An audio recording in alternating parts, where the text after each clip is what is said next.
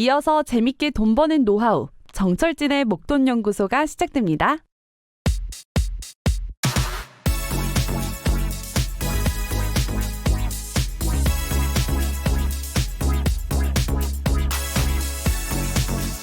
돌아보면 성공했던 투자는 언제나 지루했었다. 바로 하루에 1조 원을 벌었던 남자, 헤지펀드의 대부 조지 소로스가 한 말입니다. 이 조지 소로스는 그간 여러 회고록을 출간했었는데요. 그때마다 바로 이 말을 했습니다. 이 헤지펀드 운용이 너무 재미있거나 자신이 생각한 대로 흘러갔을 때는 결국엔 손해를 봤고요. 오히려 주식 운용이 너무 답답하고 짜증나고 그리고 지루했을 때 결과적으로는 큰 돈을 벌었다는 것이죠. 자, 그렇습니다. 이 주식시장은요, 우리에게 즐거움과 수익률을 동시에 주지 않는다고 합니다. 혹시 지금 주식 투자가 너무 짜증나고 지루하십니까?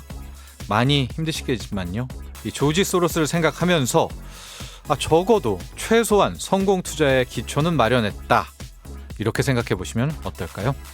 8월 28일 목돈연구소 문을 열겠습니다.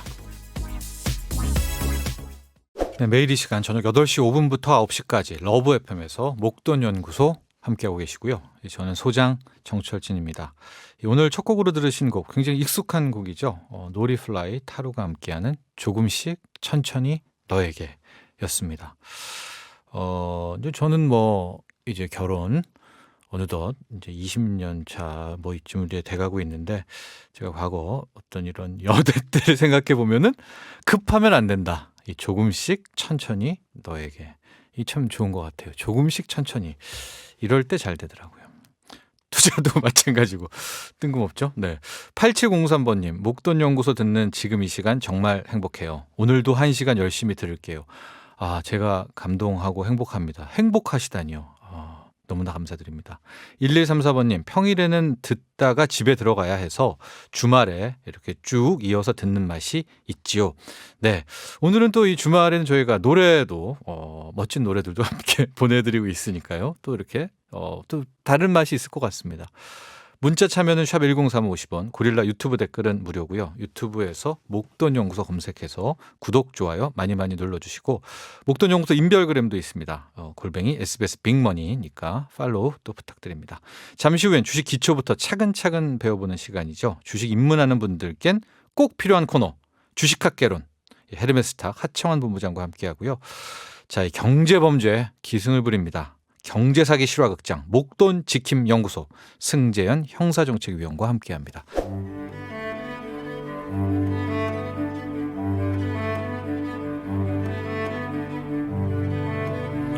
뭐든 시작이 중요하고 기초가 탄탄해야겠죠. 이 기초부터 단단하게 다져보는 주식 공부, 주식학 개론. 오늘도 강의해 주실 헤르메스탁 하청환 본부장에게 차근차근 배워봅니다. 하청환 본부장 스튜디오에 나와 계십니다. 안녕하십니까? 네, 안녕하십니까? 네, 우리 하청환 본부장은 여러 차례 워크홀릭이다, 일 중독이다라는 것을 고백하셨죠. 네, 맞습니다. 네. 워크홀릭 분들은 뭐 합니까? 쉬긴 쉬어야 되잖아요. 그렇죠. 좀 약간 이상하게 생각하실 목욕? 수도 있는데, 네. 쉴 때 저는 글을 씁니다. 시 혹시? 아니요, 이제 이때까지 쓰고 싶었던, 네. 저 같은 경우는 지금 주식책을 또 쓰고 있다 보니까, 네. 그 일인데요. 일이라기보다는 약간 수필을 써야 이게 약간 쉬는 거죠. 약간 네. 그런 이제 추리 소설도 쓰고는 있습니다. 이제 쓴지 좀 오래됐는데, 네. 하지만 2년째 쓰고 있는데, 중반 이상으로 넘어가기 시작하니까 좀 마무리가 좀 잘 안 되더라고요. 그래서 역시나 이쪽 계열은 상당히 어렵다라는 걸 느끼는데, 약간 뭔가 창작을 하는 게 생각보다 스트레스를 받기보다는 그래요? 네, 되게 조금 더 좋게 스트레스가 풀리더라고요. 네. 일도 하다가 쉴 때는 또 책을 쓰는 하청환 본부장. 네. 결과적으로 쉼은 없다는 건데. 네. 자, 오늘 우리가 굉장히 중요한 테마입니다. 이 최근까지 핫하고 네. 앞으로도 핫할 수 있냐 없냐의 논란도 있고요. 그렇죠. 그렇죠. 예, 네. 상당히 많은 개인들과 또 투자금들도 여기 들어간 그런 상황인데, 바로 플랫폼 업종, 플랫폼 관련주에 대해서 저희가 살펴보려고 하죠. 네, 맞습니다. 일단은 플랫폼 섹터에 대해서 상당히 좀 의견이 분분한 경우도 있는데 네. 저는 개인적으로는 플랫폼을 굉장히 좀 중요하게 보고 있습니다. 네. 앞으로는 굉장히 성장이 될 것이고 결국에는 이제 플랫폼을 가지고 있는 기업들이 전 세계에 우뚝 서지 않을까라고 생각을 하고 있습니다. 뭐 예. 대표적으로 이름만 들어도 아는 회사들, 물론 이제 뭐 반도체 쪽에서 뭐 삼성전자라든지 이런 하이닉스 같은 경우도 있겠지만 이제 뭐 카카오라든지 네이버 이런 뭐 구글이라든지 그렇죠. 구글 알파벳이죠. 뭐 유튜브 이런 거 다 플랫폼 이제 다 들어가는 거 아닙니까? 그렇죠. 네. 유튜브 이용객이 엄청나게 많고요. 하루하루 시청하는 시간이 엄청난 거는 다들 알고 계실 겁니다. 그러니까 네. 그만큼 사람들이 이제 움직일 수 있는 그런 플랫폼 자체를 만드는 회사들이 결국엔 굉장히 좀 커지지 않을까라 보고 있고 우리 빅테크들도 다 플랫폼으로 넣으면 안 돼요? 다 넣을 수 있습니다. 다 넣을 수 있습니다. 네. 뭐 페이스북, 뭐 넷플릭스 다 넣어도 되잖아요. 맞습니다. 네. 그 보시면 아시겠지만 정말 이제 IP가 엄청납니다. 사용하는 사람들도 굉장히 많고 그러다 네. 보니까 뭐 자연스럽게 그 안에서 이제 돈이 창출이 되다 보니까 그런 이제 플랫폼을 가지고 있는 회사들이 앞으로 굉장히 좀 커질 수밖에 없고 네. 결국엔 IP를 활용해서 정말 무궁무진하게 이걸 뿌려 나갈 수가 있다라는 거죠. 뭐 이따가 좀 자세하게 설명을 드리겠지만 네. 그런 이제 확장성 부분에서도 상당히 좋고 또 이제 IP를 가지고 있기 때문에 유지력이 또 상당히 좋다 보니까 결국엔 우리가 앞으로 이런 시대를 좀 주무를 수 있는 그런 부분들에서는 플랫폼이 단연 우뚝이지 않을까라고 생각을 하고 있습니다. 자, 근데 우리가 더 이야기를 깊이 들어가기 전에요. 바로 이 대목에서 이런 청취자분들도 계시죠. 아니, 네. 플랫폼 기업, 플랫폼 업종, 플랫폼 관련주라고 하는데 뭐냐 이게? 이게 뭐야 도대체? 맞습니다. 플랫폼 이거를 정리를 확실하게 하고 가야 될 것 같아요. 맞습니다. 일단 뭐 플랫폼 하면은 딱 머릿속에 떠오르시는 거 있을 거예요. 네, 기차역. 그렇죠. 기차역, 네, 정거장이 생각이 나실 겁니다. 그게 맞아요. 일단 본 뜻은 그게 맞고요. 이제 앞으로 우리 사회가 좀 발전을 하다 보니까 그 뜻에서 조금 더 이제 발전이 되는 거죠. 그래서 뭐 장치라든지 뭐 시스템 등에서 구성하는 그런 틀, 골격으로까지 일단 처음에는 확장이 됐고요. 최근에는 이제 플랫폼이 이 정말 다양한 곳에서 다양하게 활용이 되고 있습니다. 그래서 뭔가 딱 하나라고 정리하기는 좀 어렵지만 네. 제가 생각하는 거는 이제 승강장을 토대로 한번 생각을 해보시면은 좀 그래봅시다. 이해가 네. 상당히 좀 편하지 않을까 네. 생각합니다. 우리가 기차역을 딱 생각을 해보시고 생각했어요. 우리가 기차역을 딱 가게 됐을 때 우리가 첫 번째로 기차를 가는 이유가 있잖아요. 타기 네. 위해서, 우리가 네. 이동하기 위해서, 그러니까 어떠한 목적이 있어서 가는 거죠. 네. 그리고 그 기차역에 가다 보면은 뭐 수많은 이런 매점들도 있고 음식점도 있고 사람들도 모입니다. 예. 그러니까 그 결국에는 사람들이 모이고, 그러니까 공급자가 있고 그거를 사용을 하려는 수요자가 모이는 장소라는 거죠. 예. 그래서 정말 다양한 것들이 모일 수 있기 때문에 결국엔 그 플랫폼이라는 거는 결국에는 수많은 수요자들과 그런 것들의 니즈를 충족을 시켜줄 수 있는 공급자들이 만나는 공간이 플랫폼이다라고 이해를 하시면 예. 그 어떤 부분에서도 다 적용이 가능하지 않을까라고 생각을 합니다. 플랫폼은 일종의 어떤 하나의 공간이다. 네. 기차역과 같은 역이다. 그렇죠. 여기다. 예, 여기에는 수많은 목적을 갖고 있는 사람들이 찾아오죠. 그렇죠. 예, 근데 거기에는 소비자도 있고 네. 공급자도 있다. 그렇죠. 예. 그러니까 그들을 맺어주는 일종의 거간꾼이네요. 거간 기업. 맞습니다. 네. 예, 그렇게 예, 이해하시면은 탁 들어맞겠네요. 예. 네. 그리고 그들은 모아놓고 수수료를 떼는 건가요? 구조가? 그렇죠. 그렇게 그렇죠. 보시면 되죠. 네. 예. 뭐 쉽게 생각을 하시면은 우리가 이제 뭐 이런 아이템들을 사기 위해서 쿠팡을 만약에 이용을 한다. 네. 뭐 더 얘기를 또 이제 일상생활로 더 쿠팡도 들어가면 플랫폼 기업입니다. 맞습니다. 네. 뭐 이제 우리가 배달 음식 많이 시켜 먹잖아요. 네. 배달 음식을 시켜 먹을 때도 결국엔 그 플랫폼에 결국에는 이제 기업이 수수료를 내고 음식 만드는 곳도 골로 들어오죠. 그렇죠. 쿠팡으로. 예? 네, 예, 들어옵니다. 음식점들도. 네, 맞습니다. 하고 나도 글로 가고요. 음식 그렇죠. 주문하러. 그렇죠. 예. 네, 그러다 보니까 이 일상생활에서 정말 이미 우리 주변에서는 너무나도 많은 플랫폼들을 활용을 하고 있다라는 거죠. 예를 들면 우리가 뭐 드라마를 다시 보고 싶다라고 하면 이제 특정 이제 뭐 넷플릭스다 하면은 뭐 넷플릭스다. 네, 나도 네. 들어가고 그렇죠. 제작자도 또 들어갈 거 아니겠습니까? 그렇죠. 넷플릭스로. 네. 네, 국내 기업으로 치면 뭐 웨이브도 국내 플랫폼으로 치면 웨이브도 마찬가지고요. 네. 그래서 그렇게 이해하시면은 상당히 플랫폼을 이해하시기가 쉽지 않을까라고 생각합니다. 그렇습니다. 지금 모든 게 다 플랫폼이에요. 네, 그렇습니다. 맞습니다. 이제는 거의 모든 게 다 플랫폼이다라고 볼 수가 있는데, 네. 자, 이런 플랫폼 기업의 장점과 단점이 있을 겁니다. 물론 뭐 장점이 더 높으니까 이렇게 그렇죠. 뜨거운 관심이기는 하지만 요거 장단점을 한번 보도록까요?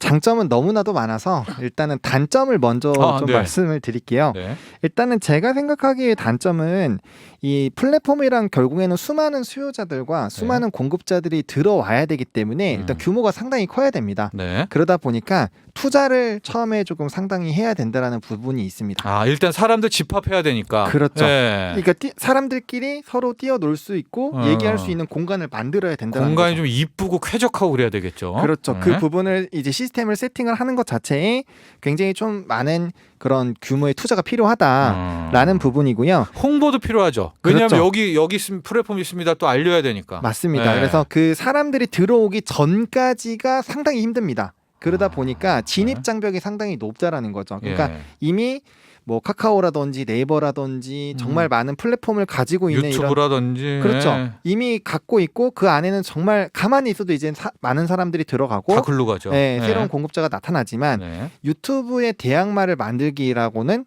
상당히 어렵다라는 거, 정말 어렵다라는 거죠. 정말 그렇네. 정말 네. 많은 투자와 정말 많은 노력과 그, 이제 사람들을 가져가기 위한 노력을 해야 된다라고 보시면 됩니다. 그래서 그 부분이 제가 보기엔 플랫폼의 단점이라고 보고 있고요.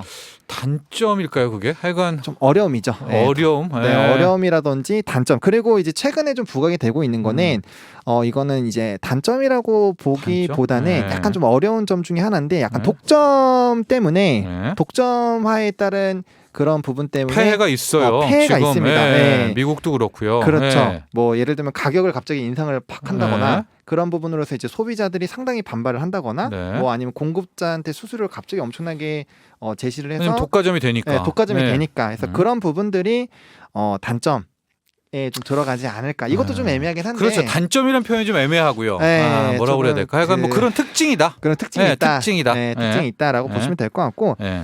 반면에 이제 장점이라고 볼 수 있는 거는 정말 무궁무진합니다. 네. 일단은 플랫폼화가 됐다라는 거는 이미 그 안에 수많은 수요자와 공급자가 있다라는 거거든요. 모아놨다는 거죠. 그렇죠. 모아놨다라는 거고 이미 그 안에서 고정적으로 계속적인 매출이 발생되고 있고 수익이 발생이 되는 구조입니다. 즉 플랫폼 하나가 잘 유지가 되기 시작하면은 그 플랫폼 자체가 무너지지 않는 이상 네. 성장은 계속적으로 되는데 그 한 부분에 만족하지 않고 굉장히 많은 사업 분야로 넘어가고 있다는 거죠. 그렇죠. 왜냐면 우리 여기에서 사람들 다 모아놨잖아요. 그렇죠. 그것만 잘 모아놨으면 네. 이제 그 플랫폼 주인이 네. 그 두 사람을 데리고 또 딴 데로 가는 거예요. 그렇죠. 네, 여기로 한번 가볼래? 저기로 가볼래? 이제 네. 확 영역 확장한다는 뜻이죠. 그렇죠. 뭐 네. 그 이제 기차역으로 좀 표현을 하면은 갑자기 오뎅집을 만들어도 네. 수요자가 워낙 많을 수밖에 네. 없겠죠. 갑자기 옆에 뭐 이제 와플 가게를 만들어도 되는 네. 거고, 네. 그렇죠? 그러니까 이 옆에 새로운 것들을 계속적으로 붙일 수가 있고, 그 안에 있는 이제 유저, 즉 트래픽이죠. 트래픽이 유지가 되고 있는 상황이 된다라고 했을 때는 정말 너무나도 확장이 될 수 있습니다. 뭐 카카오로 한번 설명해 주세요. 네, 뭐 카카오 같은 경우도 음. 보시면은 지금 뭐 카카오페이, 카카오 모빌리티부터 시작을 해서 뭐 웹툰도 있고요. 그렇죠. 일단 톡으로 다 모아놨죠. 네, 사람들을. 톡으로 다 모아놨습니다. 그쵸? 이제. 톡으로 그다음에 엄청나게 있다 보니까 이제 뭐 다음도 접수를 했고요. 네. 그다음 뭐 모빌리티 앞서 말씀드린 이런 뭐 뱅크부터 택시도 시작해서 했고 택시도 페이도 하고, 했고 네, 네. 요즘에는 뭐 이런 자전거부터 시작해서 뭐 간단하게 이용할 수 있는 거의 모든 것. 그리고 최근에 또 변화된 게 뭐냐면 각종 사이트나 이런 또 다른 플랫폼 사이트에 카카오나 아니면 네이버로 로그인이 가능한 그런 시스템이 만들어지고 있습니다. 네. 즉 이런 IP들이 정말 무궁무진하게 퍼져나가고 있다라는 거고 한번 들어왔을 때 그 왕국을 벗어나기가 지금 상당히 어렵다라는 겁니다. 그리고 네. 플랫폼의 장점은 예전에는 그 플랫폼 안에서만 진행이 됐는데 요즘에는 그 다른 플랫폼들과 연계가 된다라는 거죠. 네. 즉 이 플랫폼들끼리까지 또 공유가 되다 보니까 트래픽이 점점 더 커지게 된다라는 겁니다. 그래서 네. 큰 울타리가 만들어진다라고 생각을 한다라면은 뭐 그다음부터는 이제 아무래도 장점이 나올 수밖에 없죠. 뭐 어떤 걸 하든지 간에 기본적으로 수요가 될 거고 일단 신사업을 진행을 하더라도 사실 망하기가 굉장히 어렵습니다. 왜냐하면 카카오를 사용하고 있는 인구수만 하더라도 정말 어마어마하기 때문에 네. 관련된 부분에서 뭐 어떤 거든지 진행을 하게 됐을 때는 기본적으로 좀 진행이 될 수 있다라고 보시면 될 것 같습니다. 그런데 거기까지 가기가 어려운 거 아닙니까? 가기가 그래서 엄청 우리 어렵죠. 이제 투자자 입장에서는 이제 어떻게 성공했나 좀 봐야 되죠. 성공하기 요건들이 좀 있죠, 공식들이. 그렇죠. 이제 일단 그 중에서 단연 하나를 꼽았는데 결국에는 트래픽입니다. 네. 트래픽인데 이 트래픽이라는 게 갑자기 막 생성이 되는 건 아니에요. 사실 우리가 이제 카카오톡이라는 걸 보더라도 사실 수많은 메신저들이 있었습니다. 그 중에서도 이제 하나의 그런 특별한 어떻게 보면은 이제 카카오톡 같은 경우는 이모티콘 에 대한 부분들과 이제 같이 단체톡이라든지 이런 부분들이 조금 더 편안한 부분들이 있었거든요. 그런 미묘한 차이로 좀 생겨났다라고 생존한 거죠. 그렇죠. 네. 생존한 거죠. 네. 생존하다 보니까 결국에는 독식을 하게 되는 그런 구조로 가게 되어 있습니다. 그래서 사실 진입 장벽이 상당히 높기 때문에 어떤 부분을 지금 어떻게 보면 이제 새로운 플랫폼 쪽으로 뭔가 성공을 하려고 한다라면은 메타버스 쪽으로 좀 노려봐야겠죠. 메타버스 시장이 새로운 플랫폼 근데 네. 메타버스도 기존 플랫폼이 가면 더 빠르겠죠. 그렇죠. 물론 네, 그렇기는 한데 네. 근데 이제 새로운 변화가 생길 때 항상 약간의 틈은 생기거든요. 이게 진입 장벽이 높다라는 게 그런 단점이 좀 있습니다. 그러니까 네. 신사업들이 들어가기 상당히 좀 어렵는데 네. 그래도 그 나름대로의 플랫폼들을 만들어 나가기 시작을 한다면은 네. 충분히 괜찮다라는 거죠. 그래서 즉 트래픽을 어떻게 하면 늘릴 수 있을지 그렇게 된다라고 했을 땐 결국엔 트렌드나 이슈를 상당히 좀 잘 잡아줘야 된다라고 보실 필요가 있을 것 같고요. 네.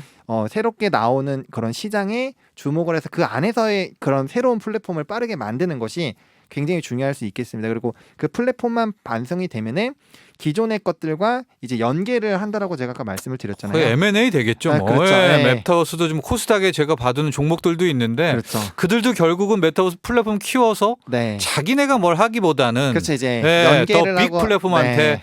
뭐 인수합병을 네. 당하려겠죠. 그렇죠. 예. 그렇게 하면서 자연스럽게 이제 규모가 커지는 네. 그런 부분으로 진행이 될 수가 있기 때문에 어떤 기업들 있나요? 국내에는? 뭐 국내는 계속 얘기했지만은 네, 뭐 이제 다들 아시겠지만 카카오 그리고 네이버, 네. 뭐 아프리카 TV 그리고 하이브 하이브가 이제 BTS 있는 곳인데 여기를 이제 그렇죠. 예, 여기가 엔터 플랫폼 뭐 이렇게 좀 표방을 했죠. 네 맞습니다. 예. 엔터 플랫폼으로 진행이 되고 있고 엔터사들이 최근에 플랫폼화를 상당히 많이 진행을 하고 있습니다. 워낙 네. 그러니까 이게 아까 트래픽이 상당히 중요하다고 말씀을 드렸잖아요. 근데 네. 뭐 예를 들어서 블랙핑크 리사만 하더라도 유튜브 구독자가 800만이에요. 그리고 전 세계 팔로워가 5천만이 넘습니다. 네. 그러니까 아티스트 하나가 이미 엄청나게 플랫폼을 가지고 있기 때문에 그 이제 아티스트들 모아 놓은 공간이 자체가 플랫폼이 된다라는 거죠. 네, 그런 그러니까 관점으로. 이제 SM도 나가는 그렇죠. 거죠. 네, 예, 이렇게 맞습니다. 우리 굴지의 다른 또 이런 네. 그 뭐죠? 그 이제 엔터 기업들이 그렇죠, 예, 그렇죠, 플랫폼화를 맞습니다. 선언하는 게 뭔가 자신 있으니까 그러는 거잖아요. 네, 그러니까 예. 이제 고객을 끌어올 수 있는 네. 그러니까 수요자가 역은 된다. 역은 된다라는 네. 거. 그 이제 왜냐면은 아티스트들도 결국에는 활동을 진행하고 그런 음악이라든지 그 팬이 되기 때문에 자연스럽게 이제 공급자가 되는 거고 또 네. 수요자가 있다라는 거죠. 그래서 그런 식으로 좀 확대가 되고 있고요. 뭐 카페24도 될 수 있고요. 정말 다양한 회사들이 뭐 플랫폼을 이미 이제 작게든 크게든 가지고 있다라고 보시면 될 것 같습니다. 자, 근데 여기까지만 들으면은 지금 투자해도 돈 벌 것 같고 미국의 네. 빅테크들도 막 사고 싶고 그런데 네. 그래도 됩니까? 여기도 뭐 있지 않겠어요? 이제 규제도 나올 수가 있겠고 그렇지 그렇죠. 않겠습니까? 또 이제 앞으로 플랫폼한테 책임을 묻거나 잃어버리면 맞습니다. 네. 사실 이제 가장 좀 조심히 해야 되는 부분이 일단 향후 전망은 상당히 좋게 보고 있습니다. 왜냐하면 아까 이제 말씀해 주신 것처럼 어떤 플랫폼이 성장을 하더라도 기존의 거대한 이제 플랫폼에서 M&A를 진행을 한다라고 말씀을 하신 것처럼 네. 그런 식으로 계속적으로 그 덩치가 커지긴 커질 겁니다. 근데 이제 이런 덩치가 커졌을 때 정부에 대한 이런 규제라든지 정책이 언제든지 나올 수가 있기 때문에 그 부분을 좀 지켜보셔야 될 것 같고요. 아까도 이제 독과점의 폐해에 대해서 간단하게 조금 말씀을 드린 적이 있어요. 네. 그러다 보니까 지금 사실 전 세계적으로 플랫폼을 크게 가지고 있는 회사들이 갑자기 아까 말씀드린 것처럼 가격을 갑자기 올린다거나 아니면 갑자기 뭐 서비스를 바꾼다거나 이런 부분들로 문제가 좀 발생이 되고 있거든요. 하고 지금 지적도 많이 나와요. 왜 책임은 안 지느냐? 맞습니다. 수수료 받으면서. 네. 그런 부분들에 대한 뭐 문제가 있기는 있을 겁니다. 네. 분명히 해결을 하고 가야 되는 부분이긴 하지만 맞아요. 그럼에도 불구하고 이 플랫폼이라는 거는 결국에는 이 정말 수많은 수요와 공급이 우리 삶에서는 언제든지 발생이 되거든요. 그리고 이전에는 그러한 수요와 공급들이 뭐 기술적인 부분이라든지 이런 제약적인 부분들이 있어서 사실 어려웠지만 네.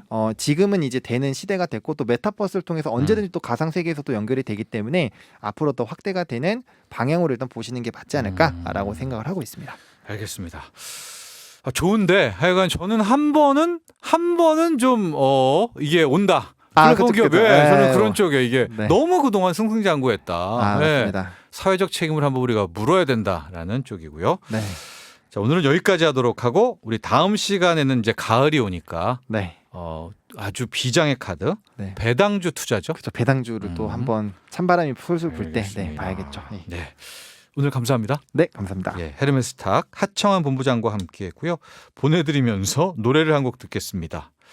플랫폼 아닙니까? 플랫폼. 네. 잭스키스의 폼생 폼사.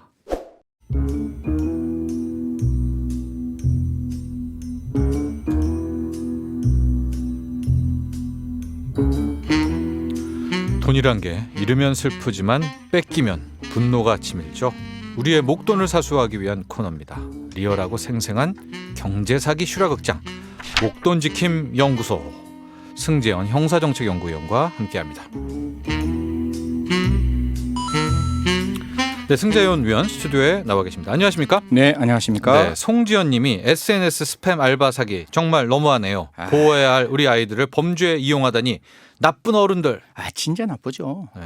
뭐 제가 옆에 있으면 꿀방이라도 빵빵빵 해주고 싶은. 꿀밤 정도로 될까요? 원래 뭐 더 강한 이야기를 하고 싶은데 또 네. 이게 SBS가 또 대한민국 최고의 공영 방송이다 보니까 혹시 또 우리 PD님 넥타이 메고 바로 옆에 있는 방송심의위원회 가시면 안 되니까 꿀방으로 정리하겠습니다. 네, 또 우리 승지연 님이 꿀밤 빵빵빵 하니까 약간 좀 큐트한 맛도 있네요. 귀여운 맛. 꿀밤? 뭐 이런 꿀밤, 것도. 예, 예. 네. 네, 승지연님, 오늘은 어떤 사건입니까? 멋진 헤드라인이죠. 멋져요 헤드라인이? 예. 2원이 200원이 된다. 아, 이게 100배잖아요, 100배. 네. 1억을 투자하면 100억이 된다. 완전히 돈을 복사하는 거죠. 약간 코인 쪽 냄새가 납니다. 예. 그런데 이번에 들어오신 분은 이 코인계의 전설, 아, 코인 사건이에요? 예, 코인 사건인데 코인과 관련된 연구를 함에 있어서 대한민국 넘버원이라고 이야기할까? 그 관련된 교수님이 이 코인 사기에 개입되셨습니다.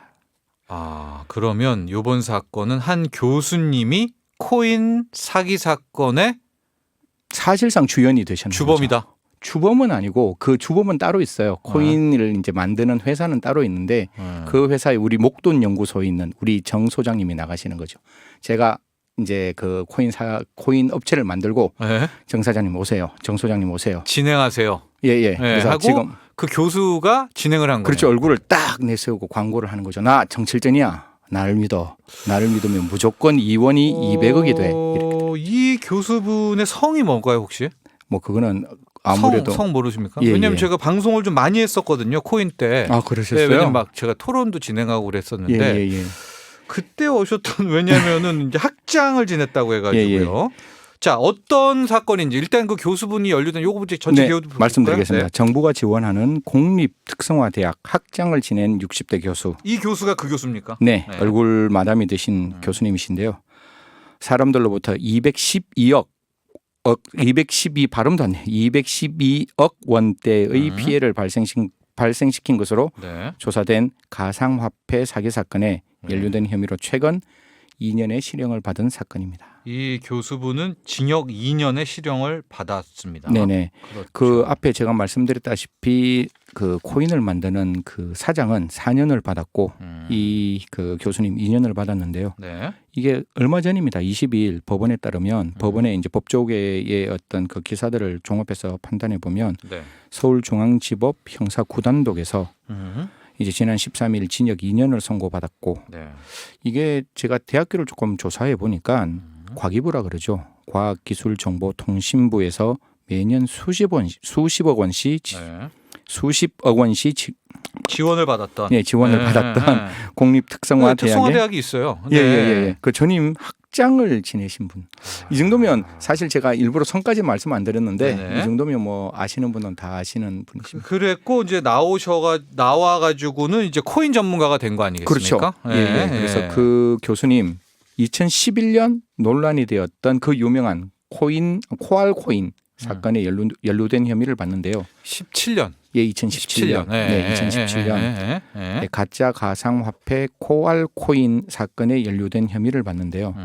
사실 뭐 우리 소장님도 아시겠지만 네. 그 당시에 이 코알 코인이 사실상 아무런 가치가 없는 네. 그런 코인이었는데 예. 향후 큰 돈을 벌 것처럼 이야기를 했습니다. 그래서 5천여 명으로부터 210억 원의 사기를 쳤는 것으로 법원에서는 확인됐습니다. 그러니까 1차 코인 열풍 때 이 사건은 터진 거네요. 그렇죠. 네, 이제 그렇게. 지금이 2차 후기 코인 네, 열풍이니까. 후기 코인이니까. 아, 그래서 A 씨는 그 업체 사장이 이제 박 씨인데요. 박 씨와 공모해서 가치가 없는 코알 코인을 내세워 네. 불특정 다수인에게 투자금을 교부받는데 그게 210억이 넘었다. 예, 그게 어떻게 되는가 하면 그런 이야기를 하면서 그냥 그 박 씨가 출자해서 세운 그 회사의 대표를 역임하면서 네. 2017년 6월 달에 그다음에 7월 달에 네. 서울 삼성동 코엑스와 지방대학교에서 코알 코인 관련 강연을 했는데요. 네. 이 교수님 이런 말 합니다. 코알 코인은 단 하루도 가격이 떨어지지 않고 네. 계속 오를 것이다. 시가 2원의 코알 코인 네. 프리세일을 통해서 1원에 판매한다. 혹시 기억 안 나세요? 1원이면 더 이상 화폐 가치가 떨어질 수 없는 듯한 느낌이잖아요. 네. 2원짜리 1원에 판매하고 이것이 내가 장담컨대 200원이 될 것이다. 이게 그때 당시에는 믿을 수도 있었을 것 같아요. 그 첫 경험을 했었고 막 무섭도록 올랐으니까. 그러니까요. 네, 예. 비트코인을 위시해서. 사실 뭐 이 당시에 저도 기억나는데 거의 뭐 진짜 어떤 분들은 매일매일 돈 복사가 곱하기 2배, 곱하기 네. 3배, 곱하기 8배 뭐 이렇게 올라가던 시기 그렇죠. 되니까요. 이게 진짜 12월까지 이어졌으니까요. 네. 2017년 12월. 그러다가 2018년에 한번 와장창이 됐죠. 내려갔고 네. 그래서 5천여 명으로부터 투자금 명목으로 212억 원을 챙겼는데 제가 그 당시에는 그냥 옆에 있는 지켜보는 전 형사법 받자니까 네. 이게 돈 복사되는 게 너무 무섭더라고요. 그래서 저는 못 들어갔는데 네. 한 가지 좀 여쭤보고 싶은데 네. 진짜 이런 어떤 그 코인들을 이렇게 세일을 하나요?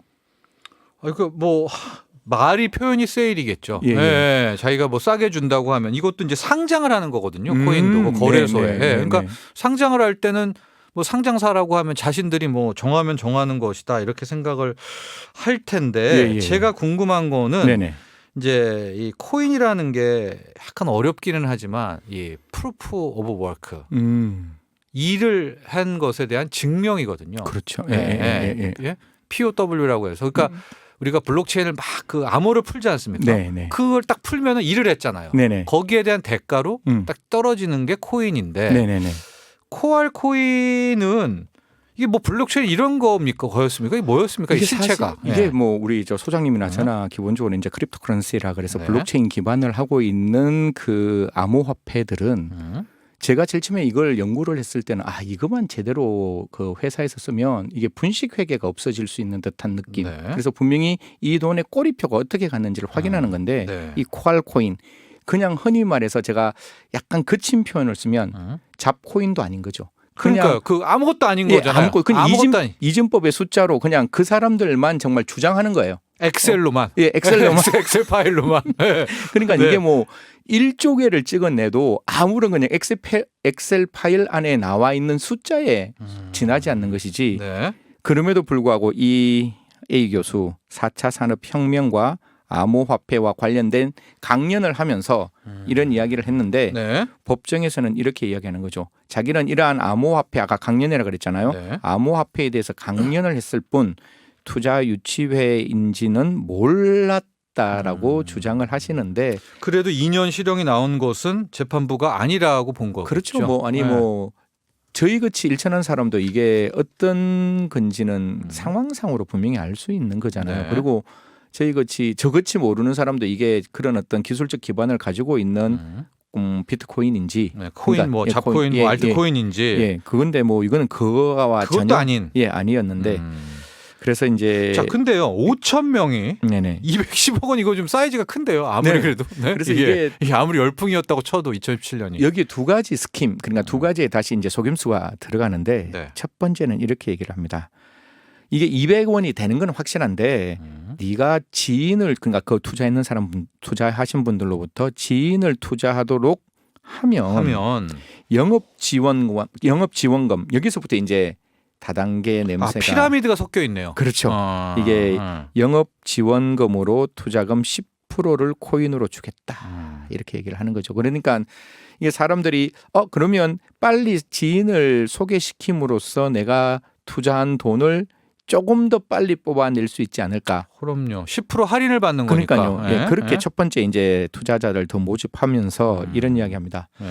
이거 어디서 또 많이 들은 이야기인데 가상화폐 다른 가상화폐와는 달리 시중은행과 연계되어 있기 때문에 네. 이 돈은 언제든지 현금으로 바꿀 수 있다라는 이야기를 하는 거죠.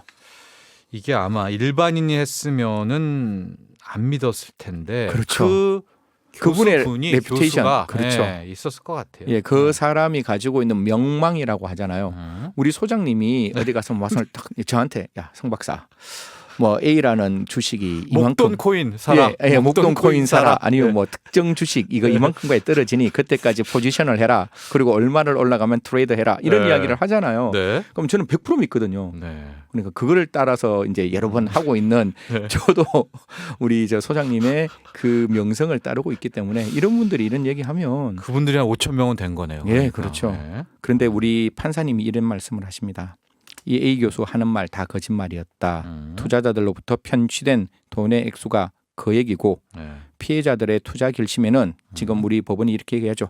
피고인의 지위, 경력이 주된 계기가 되었다. 이 기여도는 적지 않다라고 이야기를 하면서 네. 그 판사님이 정말 일가를 하시는데 이렇게 이야기하십니다. 그 교수님 경영학을 전공한 경영학 전공하면 우리 네. 완전 소장님하고 네, 완전 네. 똑같은데 네. 경영학을 전공한 사람으로서 그분인가? 네. 네. 정보통신정책연구원에서 오랜 시간 이름 답 다 나오는데 예, 연구위원으로 그냥 앞에 뭐 영청은 뺄게요. 연구위원으로 근무하면서 정보통신 등에 대한 국가정책 연구에 종사해 왔다. 네. 그러니까 그분 이력을 보면 저도 옆에 이력을 한번 봤는데 네. 거의 뭐 소장님이나 형사법의 저의 이력하고 똑같은 거예요. 그러니까 적어도 저 사람이 말을 하면 뭔가 있을 듯한 그리고 믿을 만한 그 외관의 신뢰가 확실하게 주어졌고 이거를 그 코인에 예. 있는 그 사장님도 이 교수님을 모시고 왔는 가장 큰 이유는 그런 신뢰의 레퓨테이션을 올리기 위한 이유였죠. 근데 지금 A 교수가 전학장으로 돼 있는데 그 해당 대학에 예. 그 시기도 약간 좀 이게 논란이 되네요. 이게 시기가 정말 나중에 조금 더 큰 논란이 될 수 있을 것 같은데요. 네. 이 사건에 넘겨진 A 교수님 시기가 2017년 9월에 2017년 넘겨졌는데 9월 14일에 넘겨졌는데 네. 해당 학교 학장으로 근무한 시기는 2018년부터 2020년. 그러면 재판 넘겨지고 난 다음에 네. 학장으로 갔다는 거잖아요. 네. 학장을 했다는 역임했다는 예. 거잖아요. 그러니까 아무리 뭐 무죄 추정의 원칙이라 할지라도 네. 이게 제가 아까 말씀드렸다시피 공립 특성화 대학교고 과기부로부터 56억을 지원받았고 여기에는 정보통신기술 인력 양성 위탁 기관이었는데 네. 또 과기부의 정보보호 네트워크 정책관이 이 학교 당면직 이사로 있었는데 네. 이런 일이 발생했기 때문에 이 부분 관계 기관에서 조금 들여다봐야 되는 부분은 있지 않을까라고 생각합니다. 사실 제가 중간에 말씀은 안 네. 드렸는데 이 부분이 대선 캠프에서도 굉장히 좀 이렇게 역할을 하셨던 분이세요. 근데 잠깐 이게 대법원 판결은 안 났잖아요. 예, 대법원 판결 안 나고 이 교수님, 이 교수라 그럴게요. 네. 이 교수 이제 징역을 2년 실형을 받고 난 다음에 그 판결에 불복했습니다. 네. 17일 날 항소했는데 이런 이야기를 하죠. 우연히 접한 코알코인 아이디어를 학문적 관심으로 접근했을 뿐 이를 홍보에 투자받으려 한 적은 없다라면서 혐의를 부인했는데요. 네. 뭐 보시면 아시잖아요. 저희들 같은 경우에 뭐 그 업종에 있으면 이 사람이 사자냐 사자가 아니냐는 딱 말 한두 마디 들어보면 알 수 있는 건데 네. 뭐 그 영역의 전문적인 사람들과 같이 함께 했던 교수님이라면 이 코알코인이 어떤 코인인지는 미루어 짐작했을 수 있지 엑셀 파일? 않을까? 예. 파일로 존재하는. 그렇죠. 네. 진짜로 어떤 기술도 없는 블록체인 같은 기술도 없는. 네. 코인 관련한 주의할 점들이 있죠. 이게 왜냐하면 코인 자체로도 위험한데 그것도 위험한데 사기까지 있으니 그러니까 참. 네. 이게 일반 국민들이 생각하실 때 코인이 다 돈을 복사해 주는 건 아니고 방금 우리 소장님이 네. 말씀해 주셨다시피 그 회사에서 찍어낸 코인은 진짜 아무런 가치가 있을 수 없고 네. 그게 상장이 되어야 되는데 상장되기 위해서는 굉장히 뭐 나름대로의 완화된 조건이지만 그래도 일정 조건을 갖추어야만 상장이 될 수 그렇습니다. 있는 거거든요. 네. 그래서 코인을 찍어내는 거와 음. 코인이 상장되는 건 전혀 다른 문제인 것이고 코인 갖고 돈을 바꿔치기 하자라고 이야기를 하면 사실상 굉장히 색안경을 끼고 들여다보셔야 되고 그 색안경을 끼고 들여다봤는데 회사에서 아까 제가 말씀드렸다시피 다른 사람을 데리고 오면 뭐 일정 피라미드 냄새 나면 또 그렇죠. 이건 더 사기다. 더 사기다 네. 이렇게 확실하게 말씀드릴 수 있습니다. 자, 여기까지 하겠습니다. 네, 고맙습니다. 감사합니다. 목돈지킴연구소 승재현 위원과 함께했습니다. 네, 오늘 끝곡은요 에드슈런의 포토그래프입니다. 자, 8월도 이제 마지막 주말이고요. 이제 9월이 오고 또 가을이 옵니다. 이 여름 잘 마무리하시고요. 저는 내일 저녁 8시 5분에 돌아오겠습니다. 편안한 밤 보내세요. Loving can hurt. Loving can hurt sometimes. But it's the only